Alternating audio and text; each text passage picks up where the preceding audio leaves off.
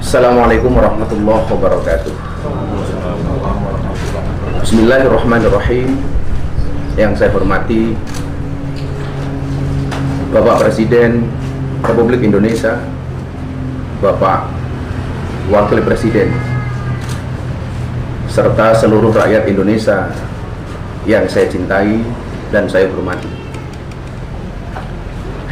Izinkan saya mengawali ini dengan mengutip ayat 26 dalam surat Ali Imran. Katakanlah Nabi Muhammad, wahai Allah, pemilik kekuasaan, Engkau berikan kekuasaan kepada siapapun yang Kau kehendaki, dan Engkau cabut kekuasaan dari siapapun yang Kau kehendaki.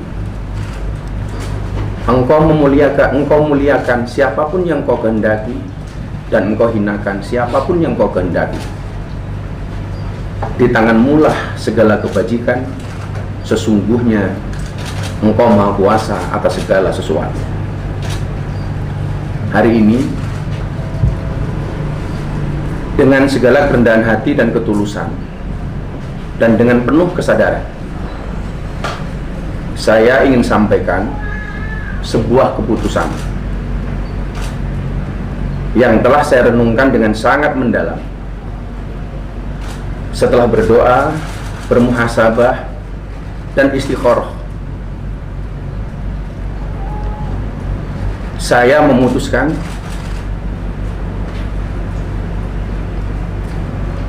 untuk mengundurkan diri dari tugas saya sebagai utusan khusus Presiden bidang kerukunan beragama dan pembinaan sarana keagamaan. Keputusan ini saya ambil bukan karena ditekan oleh siapapun, bukan karena permintaan siapapun, tetapi keputusan ini saya ambil karena rasa cinta, hormat, dan tanggung jawab saya yang mendalam kepada Bapak Presiden Prabowo Subianto serta seluruh masyarakat. Sekali lagi saya ulangi,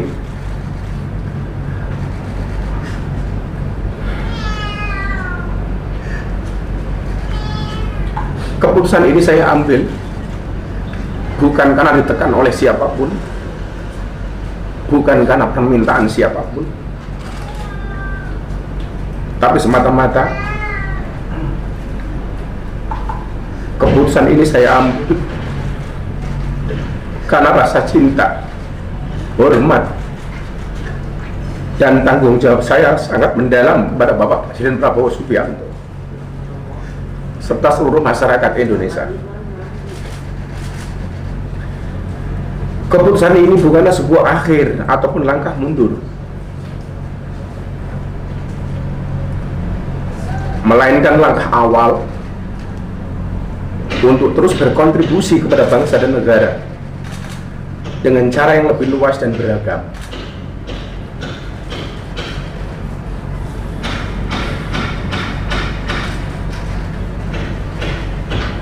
Seorang berjiwa kesatria pernah berkata, kalau jabatan itu hanyalah titipan sementara, karena itu adalah satu sarana untuk berbuat kebaikan.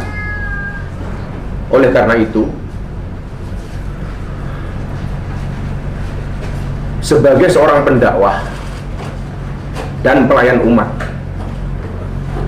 saya merasa bahwa pengabdian kepada bangsa dan negara Indonesia tidak terbatas pada satu jabatan dan kedudukan semata, tapi mencakup seluruh ruang di mana saya bisa memberikan manfaat.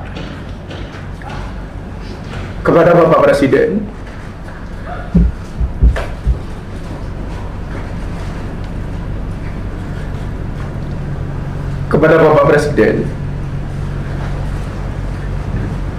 Saya mengucapkan terima kasih yang setulus-tulusnya atas amanah dan kepercayaan yang telah diberikan kepada saya. Saya seorang anak yang berlatar belakang dari jalanan, yang bergaul dengan dunia marginal, dunia premanisme dan klub malam.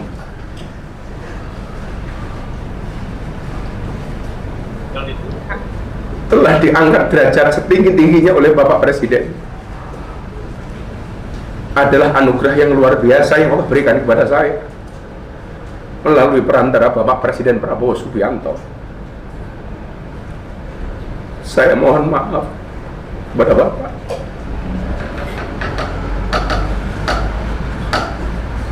Belum bisa menjadi sesuai yang Bapak harapkan dari saya. Sekali lagi, saya mengucapkan terima kasih kepada Bapak Presiden karena saya belajar menjadi seorang kesatria dari Bapak Presiden. Kepada seluruh rakyat Indonesia, saya mengucapkan terima kasih atas dukungan, doa, dan kepercayaan yang telah diberikan selama saya menjalankan tugas ini. Sebagai manusia biasa, saya tidak luput dari kekurangan, kekhilafan, atau kesalahan yang saya perbuat, baik yang disengaja maupun tidak. Saya mohon maaf dari lubuk hati yang paling dalam, karena saya yakin kebenaran hanyalah milik Allah Subhanahu wa Ta'ala semata. Sekali lagi,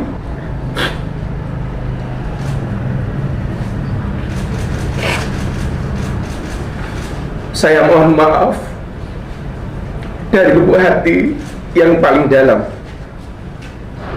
karena saya yakin kebenaran hanyalah milik Allah Subhanahu wa Ta'ala semata. Saya boleh ada jabatan atau tidak, saya boleh berhenti dari amanah yang diberikan Bapak Presiden, bahkan saya boleh ada atau tiada sebagai manusia dan warga negara. Tetapi Indonesia harus terus ada dan bergerak maju menjadi bangsa dan negara yang bersatu, adil, makmur, dan bermartabat. Apapun situasinya, bagaimanapun keadaannya, ke depan saya berkomitmen untuk terus belajar, hadir berkontribusi, dan menjadi bagian dari solusi bagi negeri ini. Dalam kapasitas saya sebagai seorang pendakwah, saya akan tetap membawa pesan persatuan, toleransi, dan semangat kebangsaan, menjadikan keberagaman sebagai kekuatan dan bukan sebagai alasan untuk berpecah belah, justru sebagai energi bagi integrasi nasional yang diberi semangat oleh prinsip Bhinneka Tunggal Ika. Dengan penuh keyakinan, saya berdoa kepada Allah Subhanahu wa Ta'ala agar pemerintahan di bawah kepemimpinan Bapak Prabowo Subianto senantiasa diberi kekuatan, kebijaksanaan, dan keberkahan. Semoga langkah-langkah beliau dalam memimpin negeri ini selalu dirahmati dan dimudahkan olehnya, membawa Indonesia menjadi bangsa yang adil, makmur, dan penuh keberkahan. Akhir kata, saya titipkan doa untuk tanah air tercinta. Semoga kita semua senantiasa diberikan kekuatan untuk menjaga persatuan, memperkuat semangat kebangsaan, dan membawa nama Indonesia harum di mata dunia internasional. Terima kasih. Assalamualaikum warahmatullahi wabarakatuh.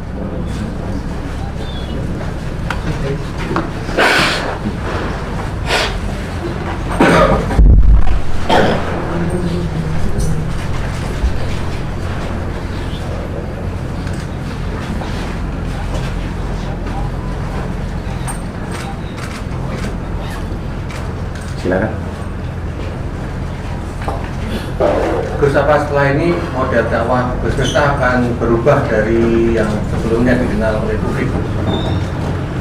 Secara prinsip, semua orang punya gaya dakwah masing-masing, punya karakter masing-masing. Karakter itu tetap akan saya pertahankan, cuman dengan pemilihan kata dan diksi yang mungkin lebih berhati-hati. Karena mungkin saya kurang sadar bahwa saya hari ini lebih banyak dikenal orang. Semua kamera menyorot ke saya, sehingga karakter dakwahnya mungkin tetap sama, tetapi dengan pemilihan diksi dan kalimat yang lebih santun. Gus, ini kan sorotan juga melebar kemana-mana, termasuk ke personal Gus, termasuk penggunaan jam tangan Gus yang disebut mewah terkait hal ini. Gus, mungkin ada tanggapannya? Saya diangkat menjadi pejabat baru 1,5 bulan. Artinya sampai hari ini pun saya belum menerima gaji dari negara. Alhamdulillah, saya belum menggunakan fasilitas negara, termasuk rumah dinas. Apa yang melekat dalam diri saya itu sudah ada jauh hari, termasuk tadi yang jenengan sampaikan, jam tangan. Artinya itu jelas bukan merupakan fasilitas dari negara, tapi barang lama yang sudah alhamdulillah Allah berikan kepada saya. Kalau saat ini apakah sudah berkomunikasi dengan Pak Prabowo langsung? Pak Prabowo? Saya belum berkomunikasi dengan beliau karena sekali lagi saya sampaikan tidak ada tekanan dari siapapun, tidak ada permintaan dari siapapun, tapi saya sudah berkomunikasi dengan Pak Seskap. Pak Seskap hanya menjawab keputusan ada di Gus, kembali ke keyakinan dan hati nurani Gus Miftah. Beliau tidak dalam rangka menyuruh atau menolak. Demikian. Kapan itu Gus? Semalam. Tapi kalau jujur boleh cerita, tanggal 16 November istri saya sudah menyampaikan ke saya, "Bah, saya sebenarnya nggak nyaman jadi istri Abah sebagai seorang pejabat. Saya lebih nyaman menjadi istri seorang Gus Miftah yang saya kenal di awal. Entah ini sebagai sebuah firasat atau apa, itu sudah istri saya sampaikan kepada saya tanggal 6 Allah berikan kepada saya." Kalau saat ini apakah sudah berkomunikasi dengan Pak Prabowo langsung? Pak Prabowo? Saya belum berkomunikasi dengan beliau karena sekali lagi saya sampaikan tidak ada tekanan dari siapapun, tidak ada permintaan dari siapapun, tapi saya sudah berkomunikasi dengan Pak Seskap. Pak Seskap hanya menjawab keputusan ada di Gus, kembali ke keyakinan dan hati nurani Gus Miftah. Beliau tidak dalam rangka menyuruh atau menolak. Demikian. Kapan itu Gus? Semalam. Tapi kalau jujur boleh cerita, tanggal 16 November istri saya sudah menyampaikan ke saya, "Bah, saya sebenarnya nggak nyaman jadi istri Abah sebagai seorang pejabat. Saya lebih nyaman menjadi istri seorang Gus Miftah yang saya kenal di awal. Entah ini sebagai sebuah firasat atau apa, itu sudah istri saya sampaikan kepada saya tanggal 16 November ketika saya berada di Bali. Beliau telepon saya, dan mungkin ini jawaban dari itu semua. Gus, saat penyampaian sikap tadi Gus Miftah terlihat terharu. Itu karena apa Gus yang membuat? Yang membuat saya terharu bukan saya kehilangan jabatan, bahwa kepercayaan Pak Prabowo kepada saya sangat besar, yang notabene saya seorang dengan latar belakang anak jalanan yang bergaul dengan dunia premanisme, lokalisasi dan klub malam. Bahkan beliau memberikan kepercayaan itu kepada kita, kepada saya.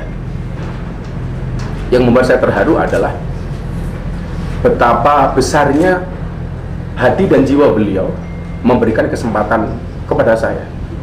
Dan yang membuat saya kemudian meneteskan air mata adalah saya belum bisa menjadi apa yang menjadi ekspektasinya Bapak Prabowo. Maka saya merasa sangat berterima kasih dan memohon maaf kepada beliau. Gus, di luar isu jam tangan kan juga ada kemudian untuk isu permasalahan penggunaan kata Gus di depan nama Gus Miftah, itu bagaimana? Saya pikir itu sudah soalan yang sangat-sangat lama dan bisa dicek di berbagai media yang mungkin tidak perlu saya jelaskan kembali. Terus ini kan video lama Gus juga viral yang dengan yang saya Gus mungkin Itu monggo saja. Itu saya bisa berbuat apa? Video sekian tahun yang lalu kembali diungkit. Insya Allah hubungan saya dengan beliau tetap baik. Kalau toh kemudian itu diambil, diviralkan kembali, ya saya bisa berbuat apa? Artinya memang saya selalu mengatakan orang baik pasti punya masa lalu, dan orang jelek saya meyakini pasti akan ada masa depan. Setelah video itu viral sudah sempat berkomunikasi dengan Buya? Saya sudah berkomunikasi melalui Abah saya Sragen, Abah Sragen Hidayatullah kepada beliau. Dan saya setelah ini insya Allah akan bersilaturahmi dengan beliau. Cukup? Terus satu lagi, terus kemarin pasca musim haji kemarin, hari ini musim haji sulit ditemui, terus semacam ada penjagaan atau pengawasan ketat terhadap yang bersangkutan. Yang menjaga siapa? Nah, itu mereka bagaimana di situ. Saya sampaikan Pak Son Haji hari ini membuat paspor.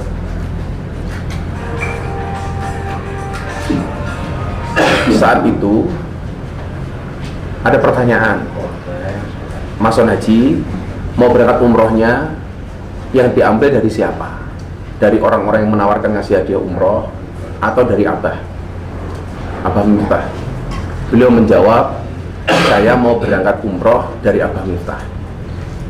Yang mau berangkat umroh siapa? Mas Son Haji. Abah yang mau berangkat haji, kalau berangkat umroh, kalau diizinkan, saya Son Haji, istri saya, ibu mertua saya, dan 2 anak saya. Maka hari ini Pak Son Haji membuat paspor di kantor imigrasi Yogyakarta. Beliau semalam hadir di pondok untuk persiapan pemberangkatan umroh, dan itu atas keinginan beliau pribadi, termasuk paket umroh dari siapa yang diambil ternyata beliau menghendaki dari saya. Ya alhamdulillah. Memang tidak ada sanggup pautnya dengan tidak ada sanggup pautnya. Ya kawan-kawan bisa menilai. Kawan-kawan bisa menilai bahwa beliau yang berkehendak untuk berangkat umroh dengan fasilitas dari saya. Terus satu lagi, Gus, soal mau menghadap Presiden Prabowo kapan? Saya insya Allah minggu depan menghadap Presiden. Saya baru dijadwalkan oleh Pak Seskap.